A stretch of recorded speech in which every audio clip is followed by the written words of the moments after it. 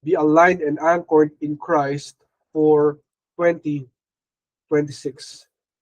And kapatid, may New Year's resolution ka na ba? Diba? Meron ka na bang bagong resolution for the new year 2026? And ito po yung sikat na sikat sa ating mga nagse-celebrate ng New Year, lalo na sa kapapasok na taon. May mga iba't ibang mga plano, iba't ibang mga naisin na gawin, may mga inire-ready mga adhikain for the next year, for this year 2026. And bakit natanong na ba natin ang ating sarili? Bakit sa dami ng mga New Year's resolution, marami po rito ang hindi natutupad? You write the resolution, normally, you think about the resolution, you plan for the resolution. However, most of the time, you only start it from the beginning, you do it, diba, heartily. After that, after some time, you forget about it. Bakit kaya marami sa ating mga New Year's resolution ay hindi natutupad? And syempre, maraming maagam-agam na makakasiguro kaya tayo na magiging maayos at may direksyon ng ating 2026. May mangyayari kaya maganda. Kaya nga may nakita ko sa social media, may nagsabi pa ron, please be gentle with me 2026. It's as if yung 2026 merong kinalaman or may say sa mga mangyayari sa buhay niya sa taon na to. At the end of the day, kailangan natin malaman, kapatid, kung kanina ba dapat talaga nakalinya at nakaangkla ang ating buhay ngayong 2026. At ito po ay be aligned and be anchored in Christ for 2026. Sapagkat ang ating Panginoon ang dapat nating susundan, ang ating dapat dedependahan sa panahon ngayon, di ba? Na bagong taon, bagong buhay para sa ating lahat. So tingnan po natin, ano ba yung verse na binigay sa atin ng ating Panginoon dito. In Isaiah 43:18-19, in the NLT version, God says to us, alive in Christ, therefore as you received Christ Jesus the Lord, so walk in Him, rooted and built up in Him, and established in the faith, just as you were taught, abounding in thanksgiving. So, malinaw po sinasabi ng ating Panginoon that we should walk in Him and be built up in Him and rooted in Him. Na ang ating pong buhay ay talagang nakatutok sa ating Panginoon. But most of the time, we only look to God kapag may problema. We only call upon Him pag may nangyayaring di maganda, di ba? O pag may kailangan tayo. But most of the time, we forget about Him. We don't remember yung mga dapat natin gawin sa ating Panginoon, and we are somehow distracted by the situations that we have in our lives, the problems, the challenges, the things that we face every day. The same thing, ganun din, in 2026. There are things that are happening and that will happen in 2026, and we have to be ready for it. Be a blessing or a problem or trouble, at the end of the day, we have to be ready. Because that's life, kapatid. Yan ang buhay. Pero sinasabi ng ating Panginoon, kung tinanggap natin ang ating Panginoong Jesucristo, dapat matuto tayong lumakad sa Kanya, sa pamamagitan niya. Matuto tayo na maging, maugatan tayo, ang ating pundasyon ng ating buhay ay sa Kanya. At tayo mabuhay na lumalakad sa ating Panginoon. Sapagkat marami sa atin, hindi po kasama ang ating Panginoon sa ating mga plano. So kung plano mo talaga na may maayos sa 2026, make sure that you are aligned and anchored in Christ this new year. Dapat ang buhay mo ay nakaangkla at nakalinya sa ating Panginoong buhay. So tingnan natin, ano ba yung ibig sabihin ng mga words na aligned and anchored para mas maintindihan ng kapatid. No? Una-una, aligned. It means, in the ancient Hebrew language, it's tamim. It means blameless, complete, or whole. Walk in integrity and harmony with God. So when we say that we are aligning with God, hindi po ito parang sumasabay lang tayo sa Panginoon. Hindi po ganun, kapatid. When you say align, kailangan ang buhay mo ay para sa Panginoon, you are walking with integrity. Na alam mo tama ang iyong ginagawa. Na kapag nakakakita sa iyo, ginagawa mo pa rin yung tama. Meaning you are walking in harmony with God. You are walking in concert with the Lord. Ito na ba, kapatid, na nagko-concert tapos yung tambol, yung drums, yung gitara ay hindi kaparehas o kasabay nung kumakanta? Di ba pangit pakinggan? The same with our relationship with God. If we are saying that we are aligning with God, that we are aligned with God, we are to make sure that we are living in harmony with Him. And so that our 2026 will be aligned with the Lord. Make sure, kapatid, na ito yung buhay mo. You live with righteousness, with holiness, with integrity in your heart and in your mind and in your soul. na uunahin mo ang ating Panginoon na buhay. Pangalawa, anchored. No? So, emuna, it means secure, firmly fixed, steadfast, faithfulness, steadfastness, and stability. So, meaning, kumbaga, sigurado ka kapatid, merong kinakapitan. Hindi ka nabubuwag, hindi ka basta-basta nasusway. Diba? Kasi meron kang kinalalagyan, meron kang pundasyon. At yun ang ating Panginoon. So you should be anchored and aligned in Christ for your 2026, kapatid. And ganun po sa atin, di ba? We make so many plans for the incoming year. For sure, may mga bumili ng mga planner, may mga bumili ng mga iba't ibang mga scheduler. Kasi bagong taon eh. There are a lot of things to do, a lot of plans, a lot of meetings ahead. Diba? Normally, pag nasa kumpanya ka, kailangan meron kang plan for the quarter, may plan for the year, may plan for the month. Diba ganon? Meron kang plan for 10 years, may plan for 5 years. The same way with our year, with 2026. And normally, marami tayong plano, pero marami pong hindi nagtatagumpay sa mga plano natin. Nagits ba natin yung kapatid? Marami kang plano, pero hindi ibig sabihin na matutupad yung plano na yun. Hindi ibig sabihin na magiging maganda ang mangyayari sa plano na yun. You can only make plans. Why? Because sabi ng Panginoon sa Proverbs 19:21, you can make many plans, but the Lord's purpose will prevail. So ibig sabihin, marami tayong pwedeng planuhin, isipin, di ba, ipanalangin o i-dream natin, pero kung hindi ito kalooban ng Panginoon, hindi ito mangyayari. Hindi ito mangyayari. Therefore, kapatid, kung gayon naman pala, na ang ating Panginoon na may dahilan at may mangyayari mga bagay sa ating mundo, bakit hindi pa tayo luminya? Bakit hindi pa tayo umangkla sa Kanya? We should align our plans, we should anchor our plans with the Lord para sure ball. Para sigurado tayo na hindi tayo mapapahamak o hindi tayo maliligaw sa ating 2026. Diba? Ganun si Abraham eh. When God told him that these things will be done in his life, these things will happen, he made a plan. And he saw in his life na parang, teka, matanda na eh. Parang, paano magkakaanak eh, matanda na siya. Matanda na rin yung asawa niya. Abraham was advanced in years, and during that time, it was probable that Sarai was about 90 years old. And hindi na po age rearing yan. Sa panahon natin ngayon, di ba? Kailangan less than 30, dapat nanganak. Di ba? Parang gano'n yung usapan eh. Pag mga beyond 30, mahirap na. Parang gano'n. Parang risky pregnancy, parang gano'n sinasabi nila. Pero dito, 90 na yung asawa niya. Yet, God promised him na meron siya mga maraming salin lahi. Kasi dami raw ng buhangin. And can you imagine, wala siyang anak. Diba? Bilang tao, he saw differently. Sabi niya, teka, tulungan nga kaya natin si Lord. Diba? Kung sakali. So, gumawa siya ng kasalanan, gumawa siya ng kalokohan para matupad yung plano ng Panginoon. Pero hindi po yun yung plano ng Panginoon. So, he made an Ishmael, and yet, God's answer was Isaac. So meaning, he made a plan, at pumalpak yun, nagkanda loko-loko na yung plano niya. Ang dami niya. Kaya nga nagkaroon ng mga Muslim, kapatid. Doon sila nanggaling si Ishmael. Alam po ba natin yun? God bless the Muslims, the Muslim brothers.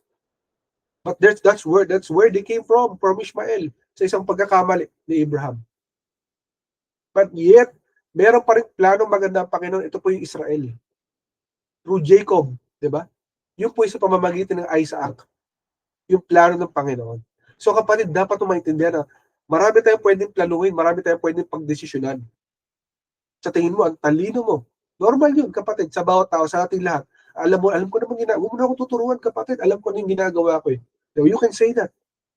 But walang papalit at mas gaganda sa plano at sa kalooban ng ating Panginoon. So ganun po yung nangyari kay Abraham.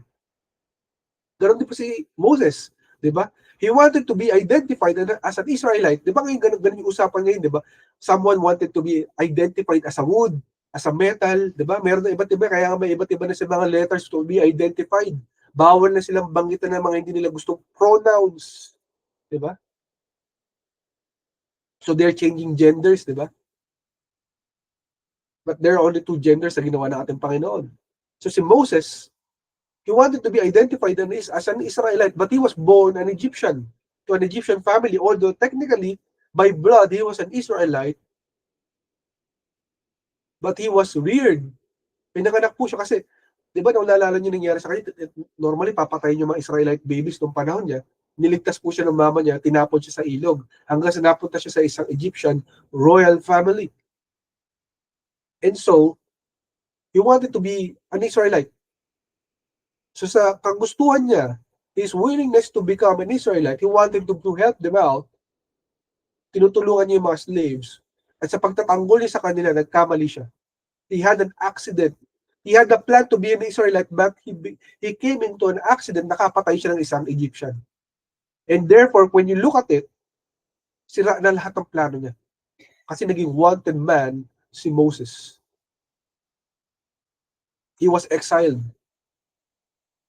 treated as a criminal, and he became into the wilderness.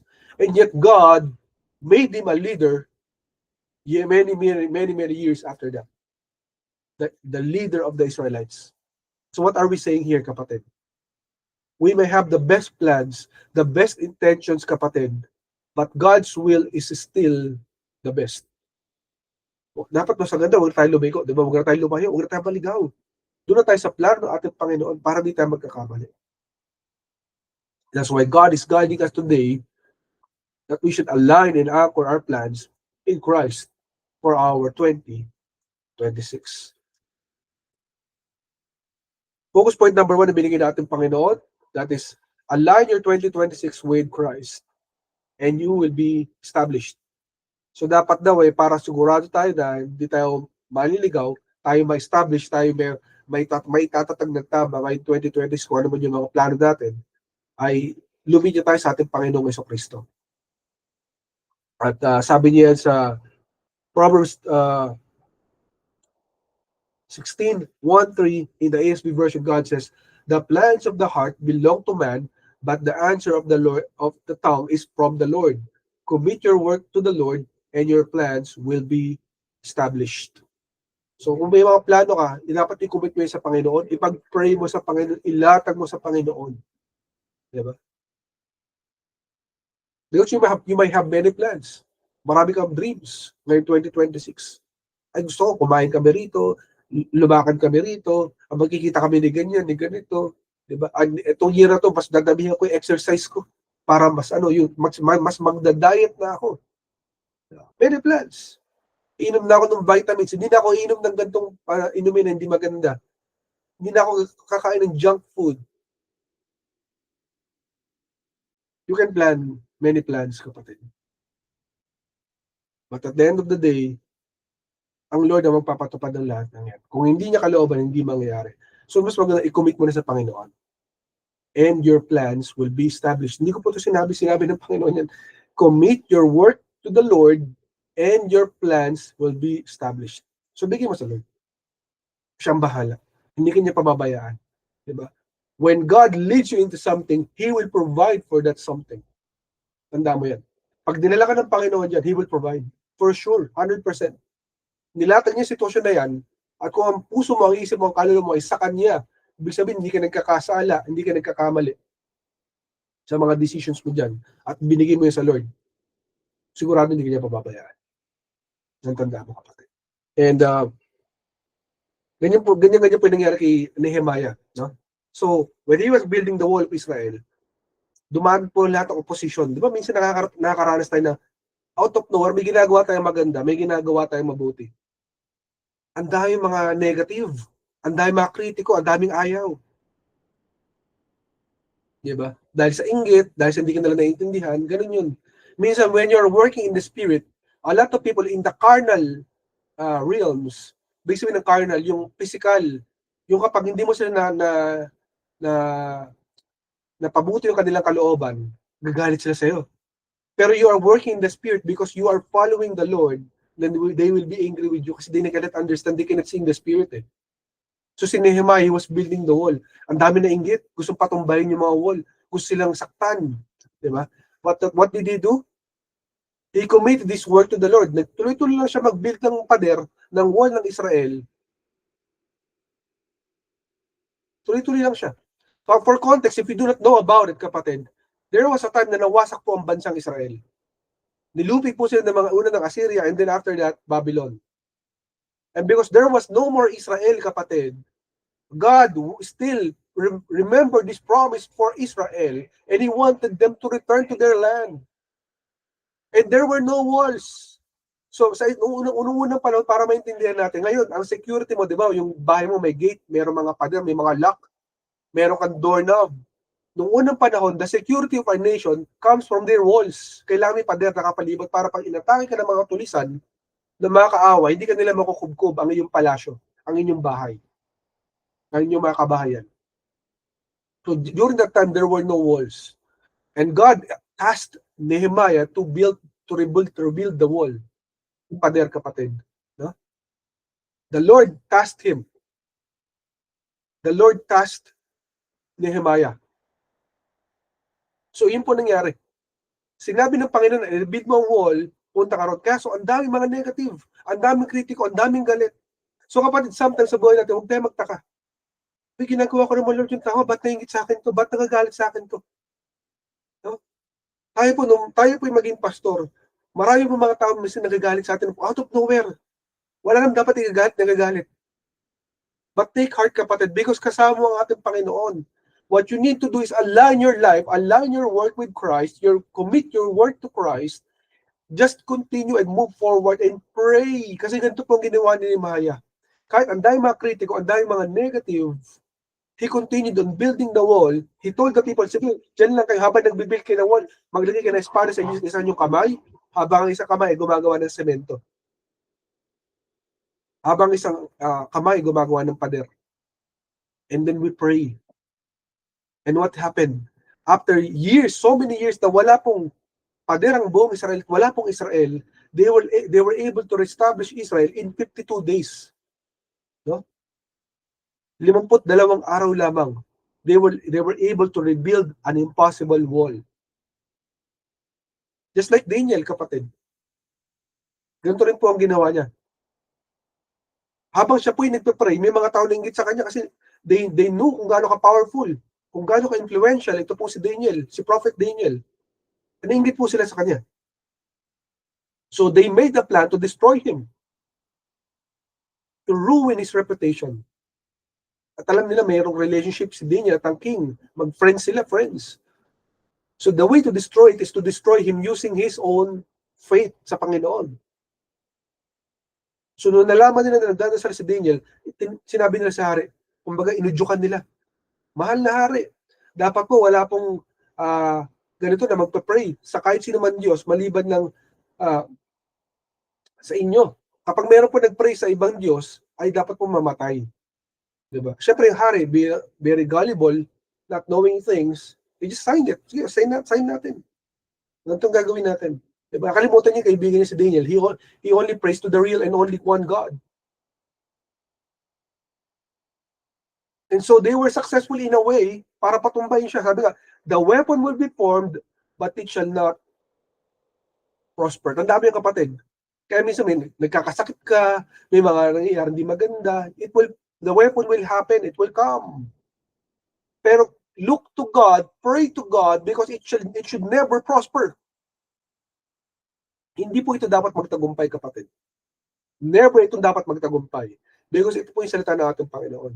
So si Daniel, he kept on praying, kahit sinabi sa kanyang bawal, nakita siya may ebidensya, kung baka nakuhanan siya ng CCTV, nagpa-pray sa Diyos. But he kept on praying. He kept on trusting God. He elevated his faith. And even in the presence of his enemies, tinapon siya sa mga leon. Kasi yun po yung kaparusahan. Itatapon sa leon para mamatay, para kainin ng mga leon, ng mga lions. But he stayed faithful to God. He's still praying. Kahit tinapon na siya ron. At ano po nangyari? Nabaliktad po ang sitwasyon kasi nakita nung hari, hindi po siya kinain ng leon. Teka, hindi siya kinain ng leon. Tuling ang Diyos niya ay Diyos. Ngayon, kung tuloy ang Diyos nyo, tumalong kayo niya. Pag tumalong kayo, hindi kayo kinain, totoo rin ang Diyos nyo. Kaso kinain sila ng leon. Si Daniel hindi. Diba? So kapatid, sa buhay natin, this 2026, to be sure kapatid, na yung plano mo may mangyayari, may magaganap, to be established. Make sure that you align your life, you anchor your life in Christ this 2026. Ibigay mo sa Panginoon yung buhay mo and you will be established. Magugulat ka na lang sa kayang gawin ng ating Panginoon. Sino rito ang mahilig sa math, sa mathematics, sa matematiko? Di ba yung definition ng line? The definition of line is the distance between the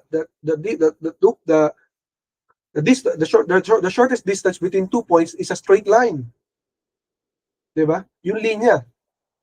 Now, kapatid, why do you have to go through other lines, go through a curve, through a slant, or something else, through other directions, when you already have God's blueprint? Ang may kaya magpatupad ng ating mga plano ng ating Panginoon. Whatever God's will is, walang makakastop, kapatid. Walang makakastop sa Kanya. Walang makakadlang sa ating Panginoon. So kapatid, kung may mga plano ka, kung gusto mo maging successful, kung gusto mo maging established, kung gusto mo ng provision, kung gusto mo ng mga miracles, signs and wonders in your life, this 2026, then align and anchor your life in Christ this 2026. Gugulat ka na sa mga pwedeng mangyari. Sapagkat ang ating Panginoon ay Diyos ng himala.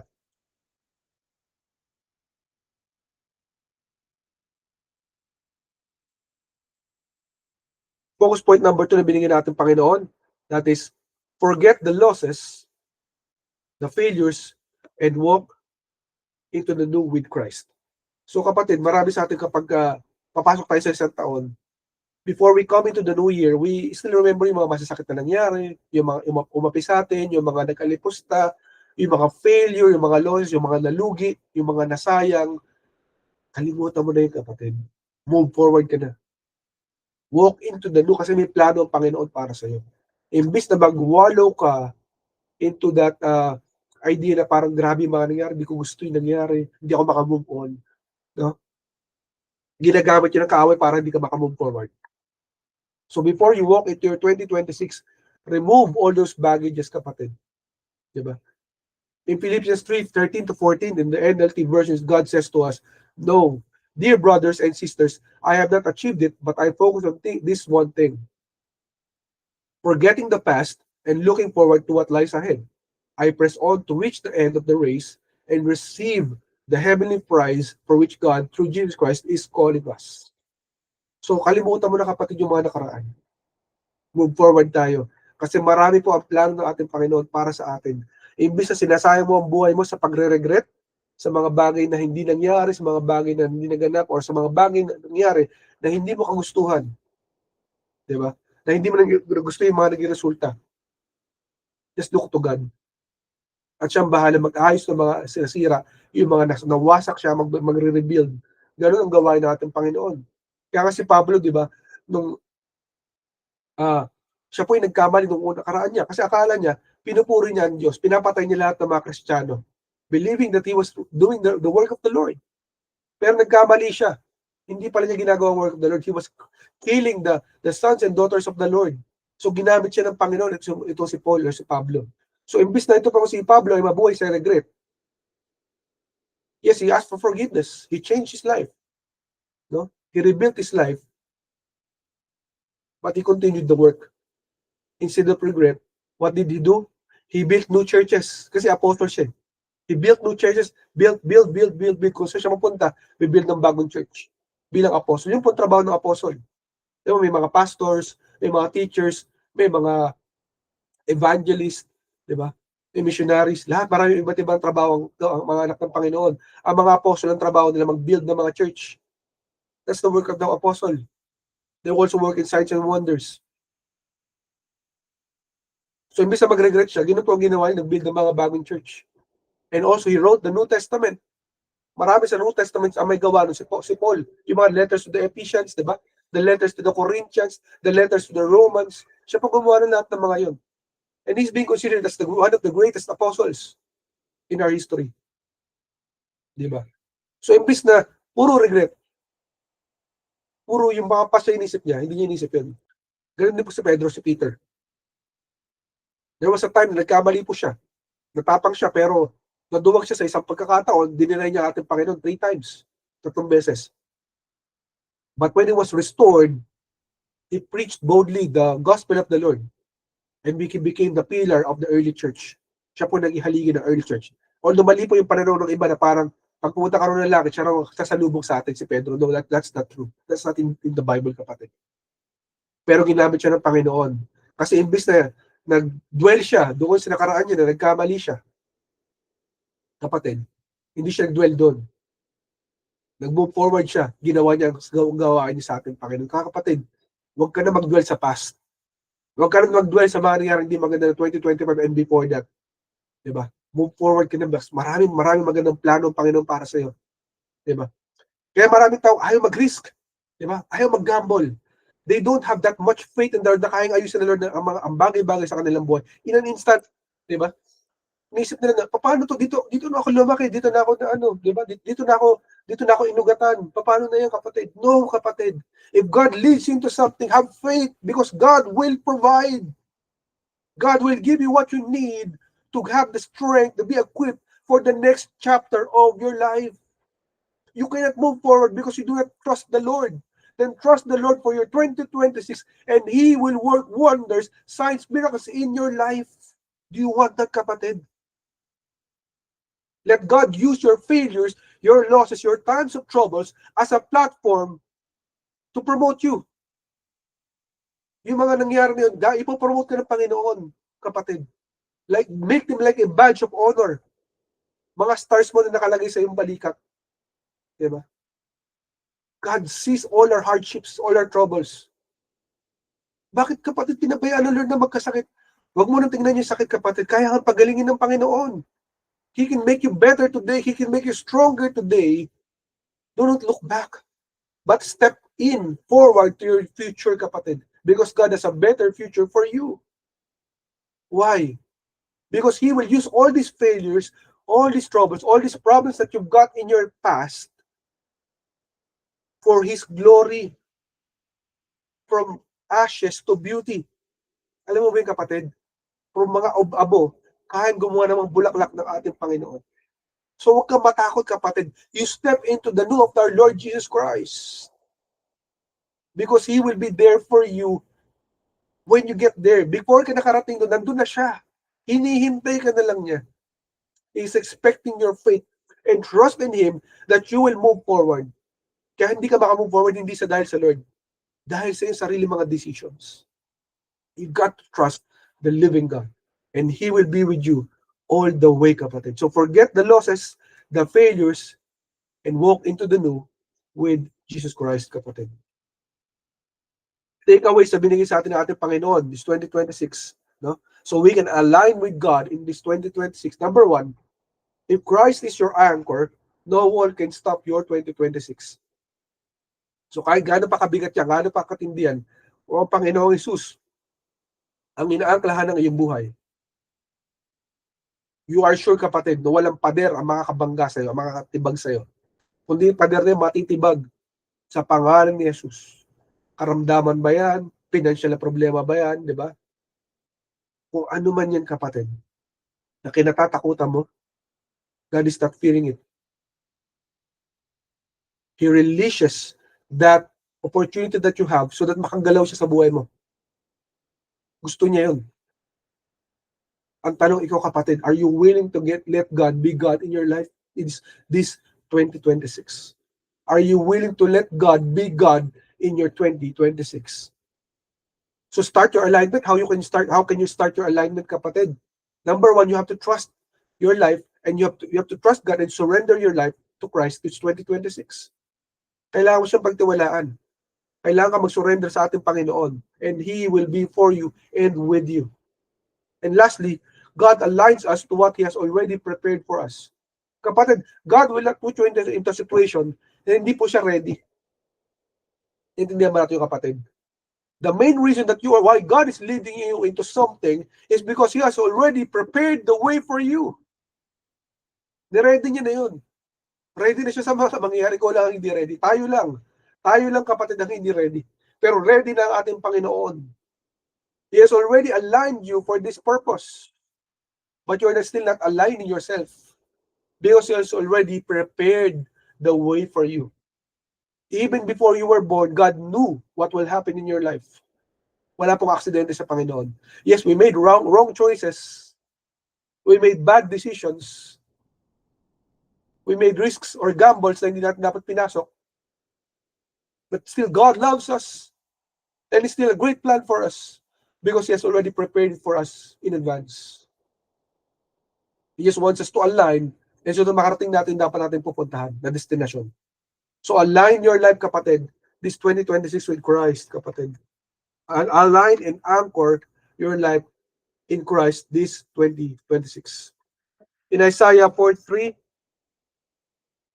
18 to 19, in the NLT version, God says to us, "But forget all that, it is nothing compared to what I am going to do. For I am about to do something new. See, I have already begun. Do you not see it?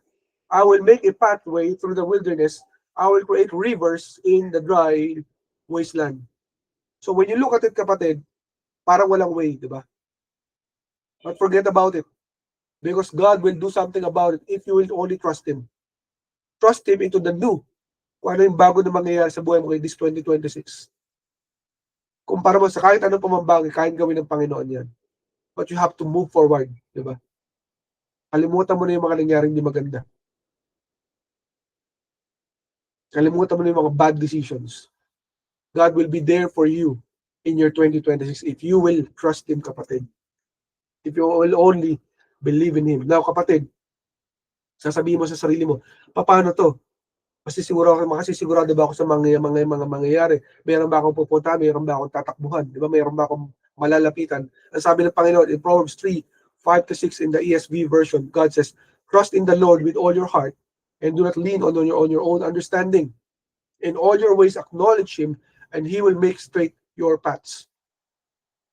So the Lord will be there. Kailangan mo lang siyang pagtiwalaan, pero kailangan mong mag-lean sa Kanya. Kailangan mong dumepende sa Kanya. Yung anong kalooban ng Panginoon, hindi sa ating sariling lakas. Kapatid, you can get all the doctorate in the world. You can get all the masteral in the world. You can get all the short courses, the long courses, all the seminars, all the conferences. Pero without that, we are nothing. Diba? Lahat ng vitamins, inumin mo na. Lahat ng minerals, lahat ng supplements, inumin mo na. But without God, we are nothing. You can get all the houses, bilhin mo na lahat, di ba? Kaya napakarami mga tao mayayaman, nagpapakamatay. Why? Because they don't have Christ in their lives. Money will not be the one to satisfy us. It is God who will satisfy us. So dapat kanino tayo magtiwala? Sa ating Panginoon. Madidepende natin siya. Sabi nga niya, di ba? I will never leave you nor forsake you. So last verse na binigay natin, Panginoon, in Ephesians 2:10 in the NLT version, God says, "For we are God's masterpiece. He has created us anew in Christ Jesus so we can do the good things He planned for us long ago." Long ago, kapatid. Can you imagine? God made a plan for you and me long time ago. Ulitin natin para maintindihan natin mabuti. Kapatid, you and me ay obra maestra. Masterpiece ng ating Panginoon. Kumbaga tayo painting ng ating Panginoon. Created anew, sa pamamagitan ng ating Panginoong Jesucristo, tayo magiging bago. So that magawa rin daw natin ang ating mga buhay na tama according sa mga plano niya noong unang panahon pa. Meaning, bago pa ginawa ang mundo, may plano na ang Panginoon para sa atin. Para sa iyo, para sa ating lahat. It was never an accident. Our lives was never an accident, kapatid. So kung ang buhay natin ay kay Jesus, nakadepende, walang hadlang kailanman na makapipigil sa mga sorpresa na inihanda niya para sa atin. Kapatid, maraming sorpresa ang Panginoon, marami siyang blessing, marami siyang gagawin na maganda sa buhay mo. Kailangan mo lang magtiwala. Huwag ka na magstay doon sa mali. Huwag ka na magstay doon sa hindi tama. Lumakad ka, trusting and believing that God will do something in your life this 2026. But you have to align it. You have to anchor it sa ating Panginoon. Para hindi ka mapapahamak, para hindi ka maliligaw. Ganun dapat ang gagawin mo, kapatid. Kasi marami sa atin, we think that by our own, we can do it. By our powers, we can do it. No. You cannot do it, kapatid. You can make so many New Year's resolutions, di ba? Ano resolution mo? Hindi ka na masyado kakain ng rice. Hindi ka na kakain ng junk food. Mag-exercise ka na. Isusulat mo yun, di ba? After 2 weeks, nakalimutan mo na lahat. Di ba? Lahat ng resolution, wala na. Stop with the repetitive New Year's resolutions. Change it by talking more to Jesus, to God, this 2026. Mas damihan mo yung prayers mo, kapatid. Mas damihan mo yung panalangin mo, mas damihan mo yung pakikinig ng salita ng Diyos, mas damihan mo yung pagbabasa ng Bible. Diba? This is what you need to do. Lord Jesus, what do you want me to do? Lord, equip me and give me the strength to do it. Your will be done in my life. Napaka-importante nito, kapatid, na sasabihin mo, Lord God, your will be done in my life. Kaya, diba, your will be done on earth as it is in heaven. Kasi marami sa atin gusto natin yung will natin. Diba yung kagustuhan mo, ayaw mo yung will ni Lord. Hindi mo alam yun yung best para sa'yo. Akala mo yung will mo ang best? No. It's not your will. It's God's will. You want to be happy? You want to have peace. Diba? You want to have protection. You want to have provision na hindi ka na nangihingi, hindi ka na nangungutang, hindi ka na lumalapit kung kani-kanino. Kay Lord yun. Hindi sa tao, sa Lord. So if you want to have the best in your life, let your will be done, my God, in my life, Jesus Christ. Let your will be done. Diba? And no matter what opposition will come unto your life this 2026, if God is for you, who can be against you? No walls, no baggage, no curses, no witchcraft, nothing can stop what God will do in your life. So kahit ano pa ang plano ng mga tao laban sa'yo, sino man ang nagsasabi ng di maganda sa'yo, may gagawin daw siya, ganyan, ganon.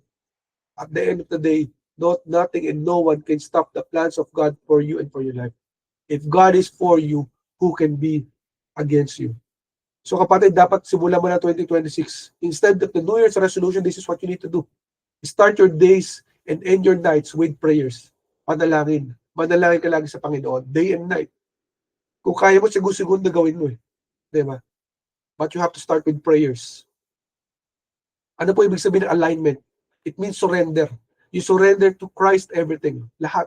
Ang finances mo, ang pamilya mo, ang mga anak mo, ang mga plano mo, ang mga pangarap mo, lahat. Bigyan mo sa Panginoon. What is anchoring? Yung pag-aangkla. Yung pundasyon mo, naka-rooted, nakaugat ka sa salita ng ating Diyos. Para hindi ka maliligaw. Kasi ang kahoy magpapadali ng mga tukso. Magpapadali ng mga problema. Magpapadali ng mga doubts. But if you know the word of the Lord, you will not be lost. You will not be misdirected. You will never be redirected, but you will always go straight sa path na gusto ng Panginoon para sa iyo. Kasi naka-anchor ka sa salita ng Panginoon. So that is the key word for us for this 2026. Align, anchor in Christ, kapatid.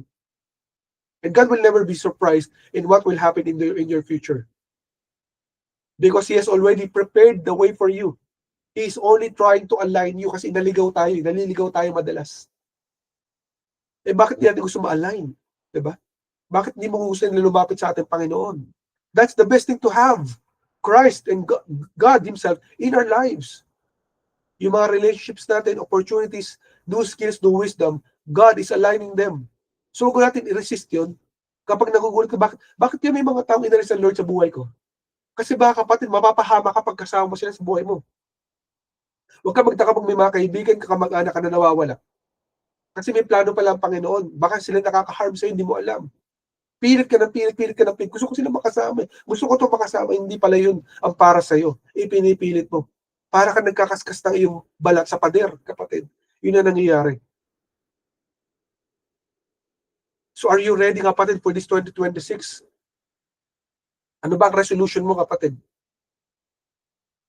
O baka naman it is time to surrender to your life to God once again. Diba? Kasi marami sa atin, we live by our own. We live by our will. We live by our strength. Kapatid, are you praying for a blessed year, 2026? Pinagpalang taon ng 2026? Then it is time to align and anchor your life, your plans, your praise to Christ in 2026. Kapatid, there are things that will happen, situations, problems, challenges, and all. Pero kung kasama mo ang Panginoon, wala pa makakapantay doon. Pag kasama mo ang Diyos, never kang mapapahamak. God will be with you all the way. And if there seems to be no way, parang wala nang way, kapatid, wala nang pupuntahan. Tandaan mo yung karakter ng Panginoon. God will make a way because He always makes a way. He is your way maker, kapatid. And therefore, kapatid, i-align mo, i-anchor mo ang buhay mo sa Kanya this 2026. At the end of it, kapatid, sasabihin mo, it's all worth it. It's all worth it. My God, my Christ, for my life, for my family, for my future, this 2026. It is all worth it. Yan po salita natin, Panginoon na buhay. Salamat sa pagkabasa ng kanyang salita. And kapatid, this might be the first time that you're hearing this broadcast. You might not know me, you might not know Ancient Doors Church. And worse, kapatid, baka hindi mo pakilala ang ating Panginoon Jesucristo. Kapatid, while you are here, maybe you're listening to this broadcast via a recorded message, or maybe you're listening live. At the end of the day, wala po aksidente sa ating Panginoon. Kapatid, someone loves you, and that is Jesus Christ. Kapatid, lahat tayo sa mundo na to, we are bound to die one day. Hindi natin maiwasan yun. One way or another, lahat ng tao na mamatay. That is physical death. Pero pag tayo namatay sa mundo na to, meron tayong susundan na sunod na pupuntahan. Ano po yun? Yung po yung second destination, the spiritual destination is either pupunta sa impyerno or sa langit balang araw. The problem is, kapatid, you cannot be sure kung saan ka pupunta. Sa langit ba o sa impyerno? Pero there's a way to be assured na makarating ka ron. Paano, kapatid? Kung tatanggapin mo ang pag-ibig ng Jesucristo para sa iyo.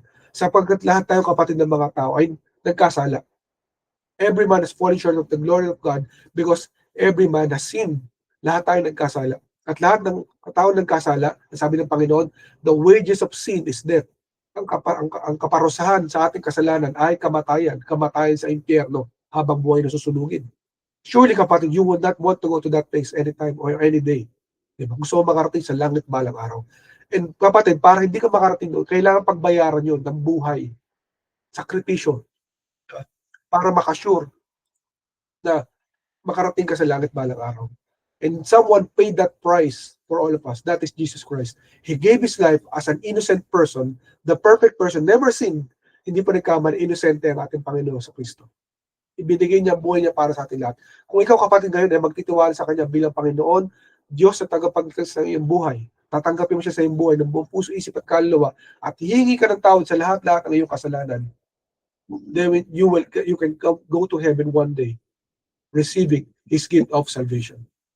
If you want to receive that, kapatid, yung regalo ng kaligtasan ng ating Panginoong Hesus, samahan mo ako manalangin at tanggapin siya ng buong puso, isip at kaluluwa mo, makarating ka doon balang araw.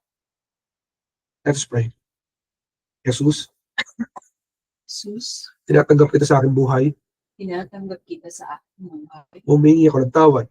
Humingi ako ng tawad. Sa lahat-lahat ng aking kasalanan.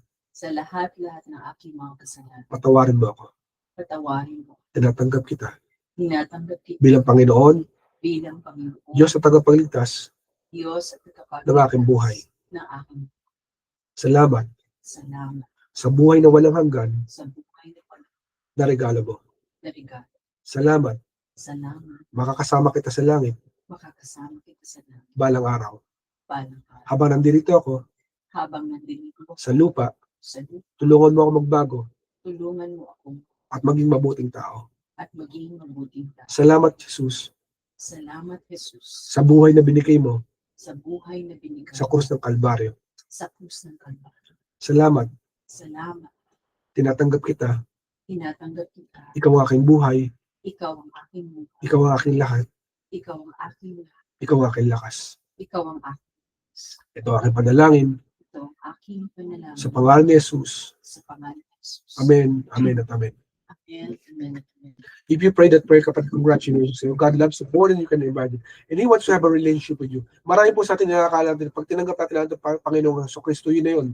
Mga kapatid, He wants to have a relationship with you. And that relationship with the Lord Jesus Christ will be proven with your relationship with Him. If you only have that good relationship with Him. So if you want to know more about Jesus Christ, kapatid, I urge you, kapatid, samahan mo kami sa social media platforms ng Ancient Doors Church, and we will be more than glad to help you out.